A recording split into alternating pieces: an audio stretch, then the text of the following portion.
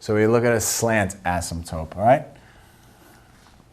Not the most important one we're going to look at, but it's important to find. We know how to find a vertical asymptote. We know how to find a horizontal asymptote. Let's find the slant asymptote, right?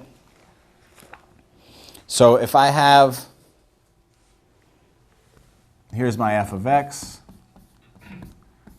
x cubed minus 2x squared plus 5x minus 10 over x plus 4. Okay? There's my rational function, yes. And the question is, let's find a slant asymptote. But, you know, this is actually a good problem. Let's first do the first two asymptotes. Let's look at first the vertical asymptote, horizontal asymptote. Let's put it all together, and then we'll find a slant asymptote. Vertical asymptote is simple. Remember, we're going to find A, the vertical. How do I do that? I'm going to say that x plus 4 equals 0. Therefore, my vertical asymptote is at x minus 4. That's my vertical asymptote. B, let's find the horizontal asymptote.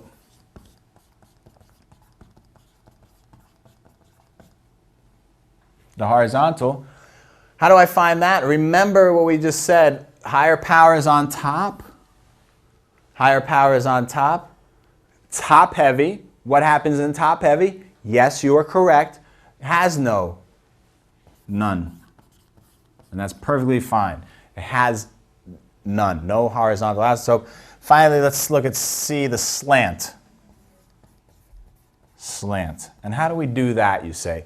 Good question. How do we do that? So let's look at slant asymptote. That takes a little more work.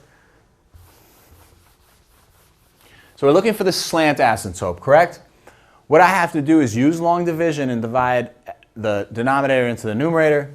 So setting that up, we get x cubed minus 2x squared plus 5x minus 10. Okay? And we're going to divide this into this using long division. Okay? Now, x goes into x cubed, x squared times. Put that right up there. X squared times this is x cubed. X squared times 4 is positive 4x squared. Subtracting that all away, subtract that all away. Cancels out, that's what we were looking for. This is equal to negative 6x squared. Bring down our positive 5x. Okay? Same question, how many times does x go into negative 6x squared? It goes in negative 6x times. Okay? Negative 6x. Negative 6x times 4 is negative 24x. Again, subtract away, so we got to change these signs to plus, plus.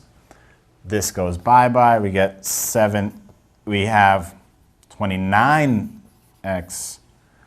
Bring down our negative 10. So this is just long division. I need the long division because I'll show you in a second. This is how we find the slant asymptote. X goes into 29x 29 times. That's plus 29. Okay? And we have 29 times x is 29x. Makes sense. So we're going to do 29 times 4 is 6, 8, 11, 116 plus 116. We're going to subtract this quantity away, minus, this becomes minus. That's negative 126, and we can't do anything else. That's our remainder. We don't care about our remainder. Why don't I care about our remainder? Because here's your slant asymptote right here. Slant asymptote.